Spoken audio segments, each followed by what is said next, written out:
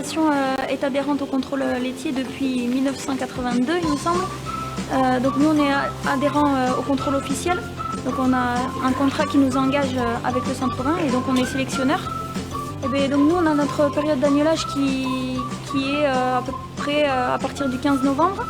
Donc puisqu'on a inséminé 5 mois avant, en gros, au moment de l'agnelage, nos meilleures brebis qui ont été inséminées donc, vont donner naissance à des agneaux. Et à peu près une dizaine de jours après, les techniciens du centre passent et répertorient selon des plans d'accouplement qui ont été réalisés, donc avec nos meilleures brebis et les meilleurs béliers de la race.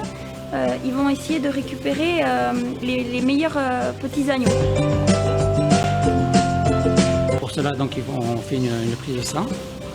On regarde les mères.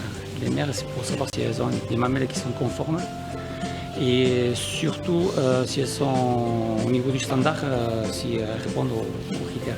Les prises de sang, elles sont faites d'abord dans un premier temps pour voir d'abord si elles sont résistantes à la trembante. Ne rentre en centre d'élevage que des béliers qui sont résistants. Et ensuite, donc, ces prises de sang partent pour la génomique. Donc, normalement, on doit avoir les retours pour le 15 février. Il va se passer un tri. Donc, on aura les résultats des jeunes mâles. Les béliers qui sont sélectionnés pour la vente, ce sont des élites. Et donc, nous, on propose à la vente donc, des béliers qui sont avec une garantie donc, certaines d'être donc au moins améliorateurs. Et donc ce sont des béliers qui sont donc juste en dessous des béliers élites. Mais auparavant, c'est vrai que le critère unique quasiment, c'était une dizaine d'années en arrière, c'était la quantité de lait produite par brebis. Mais aujourd'hui, nous, notre paille de lait, elle est certes constituée par le volume produit et nous on cherche à avoir un lait riche, donc avec une MSU, une matière sèche utile, qui progresse d'année en année.